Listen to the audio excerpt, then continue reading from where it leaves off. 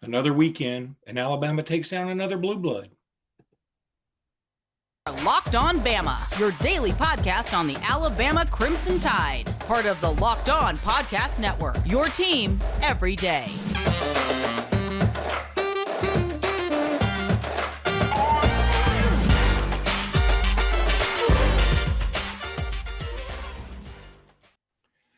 Hey, everybody, and welcome back into Locked On Bama. Luke Robinson, that's me. Jimmy Stein, that's him. Jimmy, how are you today? I'm having a super Sunday, and I'm ready to cheer on Jalen and Smitty and Landon and Josh Jobe. That will be what I will be doing in just a little bit. We're going to talk about the Super Bowl in this third segment, even though when some of the people listen to this, and maybe Monday, it doesn't matter. We're going to do that. This episode is brought to you by LinkedIn. Appreciate LinkedIn for being a podcast sponsor. Also, thank you for making us your first listen. I want to throw this quick shout out really quickly to a guy whose name I've already forgotten. But he is a wonderful human being. I was in Louisville, Kentucky this weekend, and his daughter plays on my daughter's European football soccer team, and he listens to the podcast. He's a great dude. He came up to me, he just spotted me.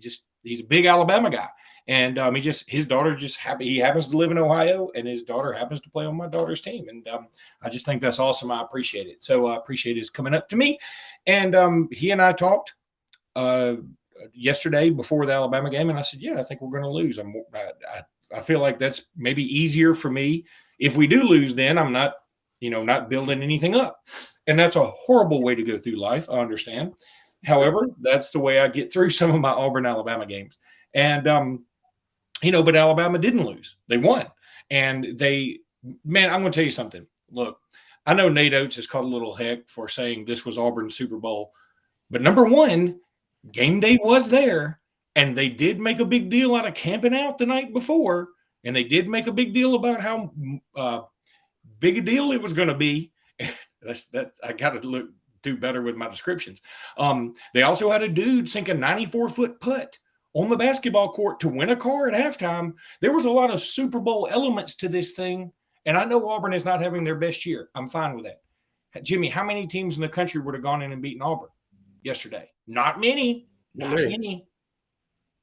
Yeah, it's a really – I don't think people around the country can appreciate how hard it is for Alabama to go into Auburn and win. I'm giving Auburn credit here. They do a great job in multiple sports of not only hyping the Alabama game whenever they're matched up with Alabama, but they tend to play really well. I mean, they do, and that's not easy to do. It's not easy to do to play well in your Super Bowl. And they do consistently, multiple sports. They get up for Alabama and they play well. We get up for games. Sometimes we get up to play Auburn because sometimes they're really good in different sports. But when we get up, we don't bat 1,000. I mean, we don't necessarily always play our best game, but Auburn does consistently when they play Alabama. It was going to be hard to win there. I predicted a 1-point win, and frankly, for those that know me well, y'all should know that when I predict a 1-point win, that's really not going to pull the trigger and say we're going to lose. But those 1-point Alabama wins are really me telling y'all, hey, I think we're really going to lose this game. I was surprised that Alabama was able to pull it out, but why was I surprised? This team has extraordinary fight, and again, I think they proved it at Houston, and it never had to be doubted again. They're tough. This is a tough team. I'm not talking about a fight in an alley. I'm talking about tough. They can get down. They can play in a horrible environment. Look, Alabama beat a really good, nearly ranked team in a tough environment and didn't play great. Brandon Miller had maybe one of his least productive games of the season. They were flat out horrible from the free throw line. Didn't shoot the 3-ball well. We normally make 10 a game. I think we made 6. 6 of 21. 6 of 21. We didn't even play well, and they did, and we still won the game. That's the sign of a great teams. Good teams can play great. Great teams win when they just play good, and that's Alabama. And I think you said it best. Look, and this is a compliment. I don't want any Auburn fan who's listening to get it twisted. Auburn plays better again. They play above their heads when they play Alabama just about every time. they don't, like you said, they don't bat 1,000, but I mean, they bat 90%. They play better than they are against us, especially in Auburn, a lot more often than not. And they played better. And you know, what's funny is some Auburn fans are like, well, we didn't shoot the ball well. And I was thinking, y'all hadn't shot the ball well all year. Y'all don't shoot the ball well because you don't have shooters. It's not a good shooting team. You're not a good shooting team. But where you played well was you hustled. Alan Flanagan did a really nice job on Brandon Miller. Leor Berman, who, by the way, is a super dude. He's a son of one of my friends, and he's just a super dude. He played great defense on B. Miller sometimes. Brandon didn't have his A game, but how Brandon Miller is still the best freshman in the country. He did have a posterizing dunk that was pretty fantastic. But then Rylan Griffin. Look, Jimmy, please vouch for me here that I've been on the Rylan Griffin train. I mean, I helped lay down the tracks for the Rylan Griffin train. I've been on board with this cat early on, and he just comes in. He's not afraid of anything. He's not afraid of a big moment. And you know what he is? He's a sequence guy. He's like, you always go, man, there was a nice sequence right there for Rylan Griffin, where he had like 2 or 3 great plays. He blocks Wendell Green's 3-point shot. After Wendell Green, they had been killing us with that high ball screen a lot. Wendell Green comes around and keeps shooting a 3. You know what I'm talking about? Mm-hmm. Why did you make that face? It wasn't necessarily about that comment at all. I was thinking about defending when you were talking about Flanagan defending Brandon Miller. I was trying to recapture a couple of plays in my head. Anyway, go ahead. I was still on Flanagan defending Brandon Miller. Okay. Fair. I was thinking in my head, I'm like, dang, was that the best clamp down defensive performance on Miller? And I'll say it can't be Alan Flanagan all year, but maybe it is. No, Houston did a better job. Houston didn't even let him score a field goal. Yeah, you're right. But anyway. Okay. Now the world's making better sense. I'll stop making faces. Now, but yeah, they kept killing. And then Rylan Griffin's the one who got around that screen and blocked the shot and then comes down and hits a 3-pointer. Yeah. That's what he does. He usually he has a series of like 2 plays in a row in just about every game where he does something. You're like, he'll get a big rebound and then hit a 3, or he'll block a shot and get a big rebound, and it's back to back every time. And it's always a run beginner for us. Rylan Griffin's a dude. I mean, I couldn't be any more excited about him because I don't think he's leaving early for the pros, but I think next year he's going to be a starter and people are going to love him. He's just a lot of fun to watch. And here's the other thing: on one of his threes, I think it was pretty late in the game, he comes down and he sort of trips up. He was going to get his feet set and he trips up and he hits the deck, or almost hits the deck. This is the same play where we work the ball around to Namari Burnett, who does fall down while he's got the ball, but is able to dish it back to, I think, Sears or Quinterly. And then they find Rylan Griffin for 3. It may have been in that sequence. I can't remember. But it was just, I mean, this team just doesn't get rattled, man. And again, all props to Auburn for that environment. That is what college basketball should be. And I want to say this out there. I said this on our Sports Blitz programming. I'm getting a little tired, as if anybody gives a dang, of people being so like, I can't believe Alabama and Auburn are so good in basketball now. I can't believe it.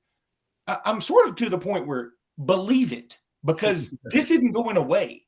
Auburn's going to still be good. We're going to still be good. I know everybody likes to take their shots. And yes, historically, Alabama's better. I'm not saying Auburn's on Alabama's level historically. Please don't get it twisted. But I am saying for the last 5 years, these two have been 2 of the top 3 or 4 programs in the SEC. And they are going to continue to be that way, even with Kentucky and Arkansas and whoever else.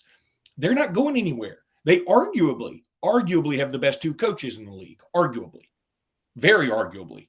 So I don't think people need to say, I think it sells both teams short when people are like, I just can't believe it's like an alternate universe. No, it's not. We've been doing this a while now. They're both really good and they're both going to stay good. So yeah, a down year for Auburn right now is they're almost on the bubble. That's where this is. And a down year for Alabama is last year, where we still get in the tournament and we still beat Gonzaga and we still beat Houston. You know, we had some pretty nice wins last year, even though we had quote unquote a down year and we still made the tournament. So I'm just, that's where I am to this. Jimmy, I need to tell everybody about LinkedIn. You know how we love LinkedIn over here. I mean, they're just good people. I mean, they're just great people, and it's a great service, and you need to go check them out. You're going to love LinkedIn too. I got it right there on what they call the overlay if you're watching YouTube. As a small business owner or hiring manager, you know that success in 2023 all depends on the team members you surround yourself with. That's why you have to check out LinkedIn Jobs. With LinkedIn Jobs, you can hire qualified candidates more efficiently by matching open roles with people who have the skills, values, and experiences to help you achieve your goals. LinkedIn Jobs helps you find the qualified candidates you want to talk to, and it helps you find them faster. That's the key. Post your job for free at linkedin.com/lockedoncollege, linkedin.com/lockedoncollege. That's linkedin.com/lockedoncollege to post your job for free. Terms and conditions may, and they should, apply. I know I got to do one other live read thing, and I'm trying to do these all correctly. Now, Locked On College Basketball. Look, Locked On College Basketball, been a lot of fun to listen to lately. Go check those guys out. They're on top of all things basketball. And that's where I'm going to go. Actually, I got a couple of things I want to go through next. But I do want to talk about the SEC as a whole, because yesterday the SEC was drunk. One team won at home, and the team that won at home was Georgia over Kentucky. Right. You could have made $1 gazillion on a pre-Super Bowl prop bet that would happen. I mean, Georgia's the only home team that won. Now, we all knew Texas A&M was probably going to beat LSU's brains in. They did. Nobody thought Mississippi State would beat Arkansas. They did. Nope. Very few people thought Missouri beat Tennessee. And by the way, that was a fabulous last little sequence that they had. Wow. But I got to talk about this. I'm not going to talk about it long because, I mean, I'm not here to take shots or whatever, but the whole thing about I posted a clip that somebody sent me. I didn't even take the clip of the Auburn radio team complaining about 2 different times complaining about calls. And the video that corresponds with those calls, I don't know what they're even watching. I mean, like, how are you complaining about this? This is not, that's not even a foul. Like, I get it.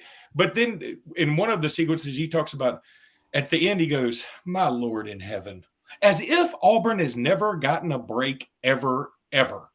And I'm thinking, he was so exasperated. Like, I can't believe we never get any calls. Somebody should say, "Hey guys, you know, y'all shot more free throws than Alabama did. Even though y'all were fouling on purpose late. Y'all know that, right?" Yeah. So, I mean, I understand about being upset about one call here or a no call here, one call here, but overall in 40 minutes yesterday, how Auburn is complaining about the officials and Alabama isn't is absurd, based on number of fouls, based on the number of what I felt was Alabama attacking the basket and getting mugged on the way to the basket repeatedly with no calls.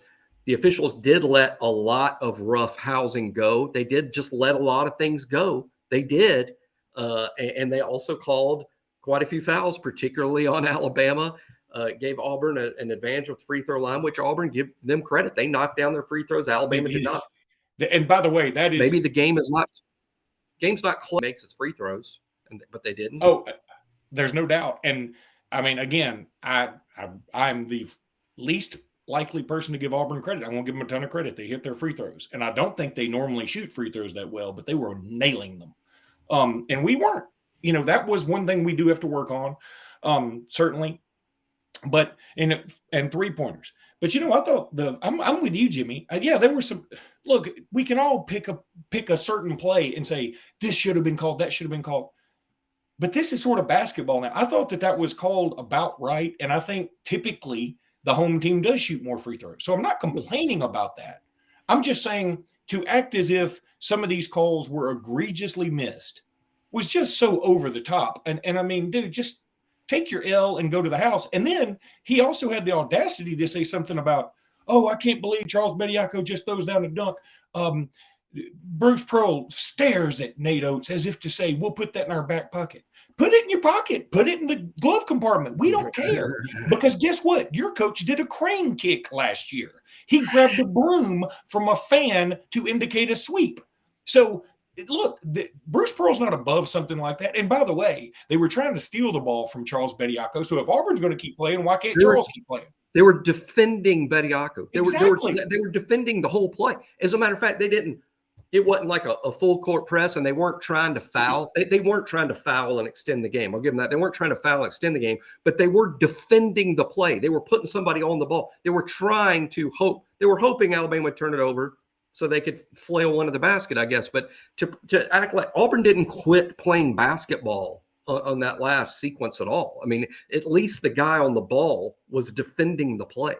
And on top of that, the guy who was defending the ball then takes the ball after it's dunked and goes down and scores again. So if you're mad at Charles Bediako, be mad at your guy too. He kept playing. He kept playing. If anything, I'm madder at him because he scored that last bucket. That meant Alabama didn't beat them by double digits. You know, they had been beating everybody by double digits. If he had not scored that last bucket, it still would have been double digits. But anyway, I'm also going to take this opportunity for a public service announcement that I think we should all adhere to. Can we retire the crane kick? Can we retire it? I mean, I'm all for it doesn't bother me, but the crane kick's not a thing anymore. We didn't really do it in football this year. Miller did it, but Miller did it. And again, Miller was mocking Auburn. He was mocking Auburn. He was. And it was at the end of the game, and I'm fine with it. And I also understand my request may fall on deaf ears because we were the first to do it and we'll be the last to do it. So it'll look like we started the fight and we threw the last punch. I get that. But I think it's time for us to all find something new to mock each other with. We have crane kicked our way into oblivion. And I think it's only fair that Brandon Miller should end it in Auburn, just like John Mechie. He didn't really start it in Auburn, but he started this rivalry of it in Auburn. So let's all retire it. All the minor sport, last year was a big gymnastics meet. Not everybody that listens to the show watches gymnastics. That's fine. But last year, the gymnastics meet at Auburn, Auburn beat Alabama. It was a big thing. That and beating Alabama gymnastics a lot. But they beat Alabama a year ago, and they celebrated with crane kicks, the Auburn gymnastics team. So this year, Alabama hosting Auburn comes back, makes a great comeback in the final rotation, comes back to beat Auburn at the end. And the Alabama gymnastics team did the crane kick thing. I don't think as say, hey, we're Alabama, we do crane kicks. I do to Auburn and what they did last year. I think it's sort of devolved into Alabama doing it because Auburn did it. I know. And I recognize we started it. But you're right. It's run its course. It's definitely run its course. It's so. And look, Seinfeld, it's played. If we all want to do something else, that's fine. And I'm never going to accuse Brandon Miller of doing something out of style. So I'm not even blaming Brandon Miller. I get it. I'm pro Brandon Miller, whatever he wants to do forever. But I think that for now, and if Auburn fans want to mock us with something else, and we want to mock Auburn fans with something else, let's do that. But the crane kick, I think, is dead. I think let's bury it. Let's move on. So played. Played. Speaking of things that rhyme with played, which you weren't. But I did think it was funny that there was a sign. One Auburn fan had a sign yesterday for game day that said, instead of where champions are made, it was where champions are paid. Where legends are made. Or legends are made. Whatever we do. I don't even know our own slogans. I'm tired. I just drove in from Louisville. And boy, are my arms tired. Mostly because I was doing this as my parents were in the car with me. But anyway, seriously, if you've never driven with your parents from Louisville to Birmingham, you are one lucky SOB. But anywho, so yeah, where legends are paid. And what's funny is like, okay, a couple years ago, okay, that's not a bad play on words. It's maybe a little unoriginal. Now, I think Alabama should, and I think they already have made a shirt out of this. Because Alabama did. With NIL, it's wonderful. It's you admit we pay them. I mean, you're saying you don't pay them? Good. They'll come to us. The Yay Alabama people, spearheaded by Aaron Suttles, no doubt, immediately picked up on it, and by the end of the day was selling a T-shirt on the Yay Alabama site that says "Where Legends Are Paid," and reference to that Auburn's fan sign, which ironically backfired. I mean, his sign is raising money to pay Alabama athletes. So thank you. Sorry, You know what it's like? Thank you, kind sir. Do you know what it's like? It's like when do you remember when Auburn and Syracuse played in the Sugar Bowl many, many moons ago and they tied and like Pat Dye played for the tie? So Syracuse sent Pat Dye like a box full of neckties as a joke. And you know what Pat Dye did? He signed them all and sold them. Now, I don't know if he kept the money or did it to charity or what he did, but they raised a bunch of money by his doing that, which is a pretty, I mean, like even at the young age when that happened, I was like, that's a pretty good idea. I mean, that's, and so because you didn't even have to pay for the material you were selling. Like Syracuse just gave it to you. So anyway, I need to tell everybody about Built Bar. If you're looking for a delicious treat, but you don't want all the fat and calories, then you gotta try Built Bar. They're awesome. You know you want one. They come in all these unbelievable flavors like churro, peanut butter brownie, and coconut almond. What makes Built Bar so good? Well, for starters, they're covered in 100% real chocolate. That's right. Not fake chocolate, real chocolate. I'm not sure how Built does it, but these bars taste like a candy bar while maintaining amazing macros. I don't know what a macro is. Somebody told me what a macro is. I still don't know what a macro is, but I know it's supposedly good. And what's even better is that they are healthy. Only 130 calories and 4 grams of sugar with a whopping 17 grams of protein. And yes, I just rattled those stats right off the top of my head. If you're close to a Sam's Club, run in and grab a 13-bar box with our hit flavors like brownie batter or churro. Or you can go to Walmart and you can get some like individual. You can get a 4-count box or something like that. That's pretty cool too. Built Bar. Or you can go to Built.com or you can get them on Amazon. I've ordered Built.com. I've ordered at Built.com. I've also got them from Amazon. You can get them wherever you want them. Go to Built.com. Or Walmart or Amazon or Sam's. Also, check out Locked On College Basketball because those guys are awesome. We got the Super Bowl today, and I do want to talk about the Super Bowl for a minute, but I do want to tell you a kind of a funny story. As I told you, my parents met me. Well, they didn't meet. They rode with me to Louisville to go see my daughter play in a soccer tournament, and we went to Morton Steakhouse, for a nice dinner, take everybody out to dinner. Very nice. And so after the dinner, we gave the car to the valet or whatever. And Dad just bought this car. It's a brand new car, beautiful car, or whatever. And we give the car to valet, come back down and eat dinner. And then afterwards, the waitress comes up to us and is explaining to us, apparently Morton's has like a rewards program, which my parents would give zero anything about. They don't care any about that. But the lady got up there and like gave her whole spiel. And, Morton's is like kind of a wide open spot. And so like there's noises and ambient noise everywhere. And my mom and dad, neither one of them can hear. And so she started talking about, somehow she got off on a tangent about vinyl and a cassette tape about something that happened. And then she started talking about the rewards program. And I really wasn't following. I was like, lady, you just got to get this over with and give us our check so we can get out of here. And so she leaves. And my mom, like there was dead silence. My son's there, my 12-year-old son and my 16-year-old daughter are there. There's dead silence for like 5 seconds. And my mom goes, did she just say they can't find your car? And Dad said, no, I think she said something about her husband made a sex tape. And I said, sweet Jesus, neither one of y'all heard anything that woman said. And I said, why, if the valet lost your car, would they send the waitress in like, we're not telling them, you got to tell them? I was like, and if the husband had a sex tape, what do you think? She's passing them out like demos? Like, check this out. I mean, they literally had no idea what she said, and they could only piece together a few little things, and that's what they came up with. So anyway, Super Bowl today. Oh, yeah. That thing. Jalen Hurts and Devontae Smith and Josh Jobe and Landon Dickerson. I mean, I'm going for the Eagles. I don't know.